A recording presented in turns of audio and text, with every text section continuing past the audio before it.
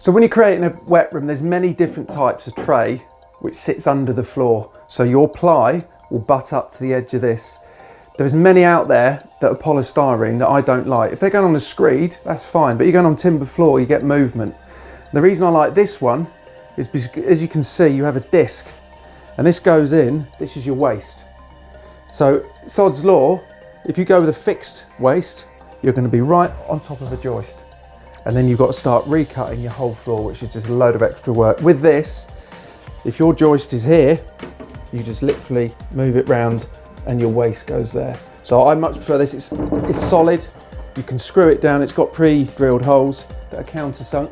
So you screw this down to the floor and you butt your ply up to it. And as I say, with this, it just gives you flexibility, because if you've got a fixed hole, guaranteed it'll be right above one of these joists, and that's just a whole load more work. So once this goes down, we dry fit. So we work out exactly where this is going to go in relation to the waste. We've got a 2-inch waste there that we're teeing into. And then we cut the ply 3/4 inch, either marine ply or hardwood ply, up to the edge. This is 3/4 inch tray. And then that gives you your floor, which is then ready for tanking. So the great thing with these wet room trays, the fall is built into it. So you haven't got to start cutting joists and making your own fall. This fall, you can see, if you put that there, you can see this here is running down, so you don't have to worry about cutting the floor. This simply sits on top. The fall is here. With this tray, they come in set sizes, so if you get too big rather than too small. And worst case, as you can see from here, which is the end of the shower area, you can either cut this bit off or just tile over it. You can see the fall starts to come down, so worst case, you can just have more water coming into the middle rather than having it sitting stagnant, because what you don't want is a perfectly flat floor. You need this fall. So this will sit in perfectly, the fall's all here, so that's ready for tanking.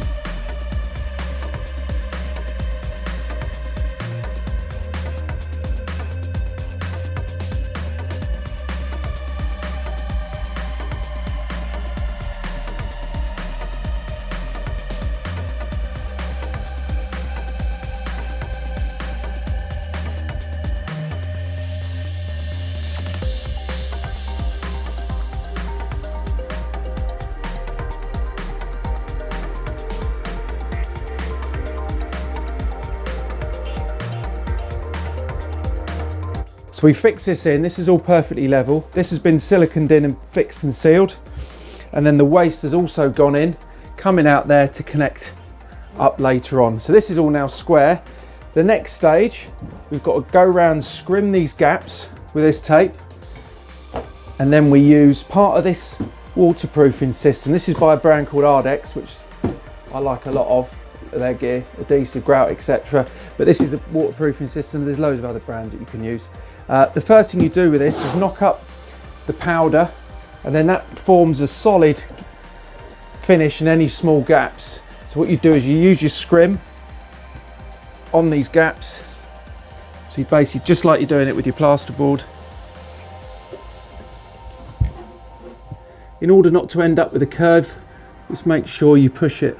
You can see it moving down, and so otherwise you end up with a curve and it can kick the bottom tile out. So you just run your finger along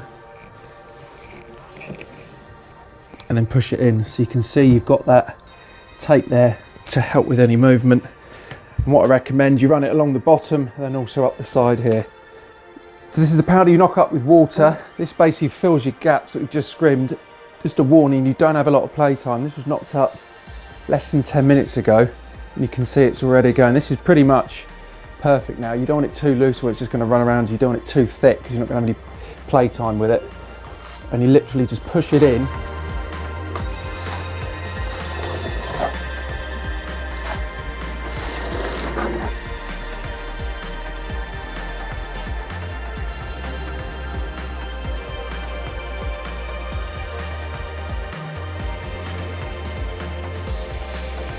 So all the edges are scrimmed. We've put the compound in, which is waterproof, so if any movement does happen, it shouldn't do, but if it does, this is completely waterproof. To be honest, there's probably a load of old tilers been doing this 30, 40 years, looking at this thinking you do not need to do that. Bearing in mind, tiles used to be laid on sand and cement and they lasted for decades. However, all these new products and everything coming out, this is belt and braces, fail proof. waterproofing system. So if there is any problems with the grout, if tiles crack, they shouldn't because you've got a solid base and walls, then this is going to create a completely waterproof tray underneath.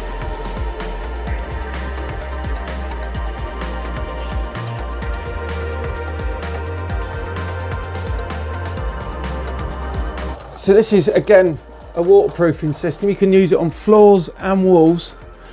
To be honest, the Impy tray we've got supplies its own matting membrane. This one is a separate brand that I mentioned, Ardex. You put 2 coats of this on, you can see it's a really gloopy, thick. That's the consistency you want. You don't want it too runny so it runs down, you don't want it too thick. This is about right, so it has 2 coats, but when this dries and cures, it ends up 100% waterproof. So if you do have a crack in the grout or a tile goes, again, you don't have to use it, but this is belt and braces, making sure that it's completely waterproof. Overlap at the bottom, so again, it's just running down into what we've just put on. Doesn't matter about missing the odd bit because your second coat will pick that up. But you just run it down into the bottom. So the whole wall is then waterproof. As I say, any bits you miss, the second coat will pick up.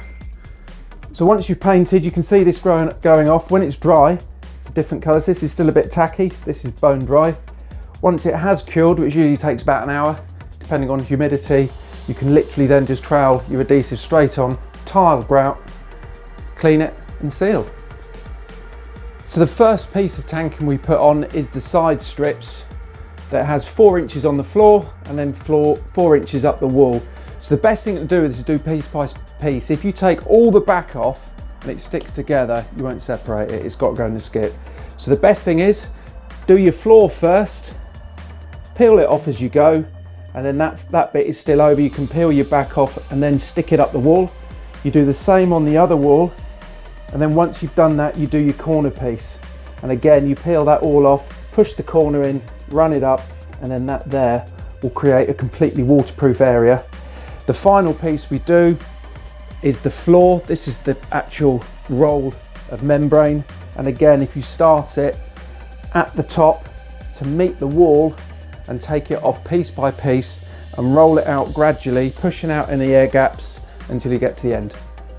Once you've laid the whole mat down, the waterproof membrane, you use a hook blade around your template, cut it back, lift it out, and then stick it all back down around the edges. So a quick summary of what we've done. We've got the cement board, which is waterproof. You've got your paint on waterproofing system, which is also waterproof. Then you've got your strips around the edges, your corner piece, then you roll over the top. So this is actually covered where the ply meets the board. We use the scrim and the jointing compound that's waterproof. So now we've got a perfectly waterproof area. If you want to tank the whole room, you take it up to the edge and again take it 4 inches up the wall and use your jointing strip over the top, and it gives you a completely waterproof wet room. The next stage is this is now waterproof. You literally trowel on adhesive and then tile on top.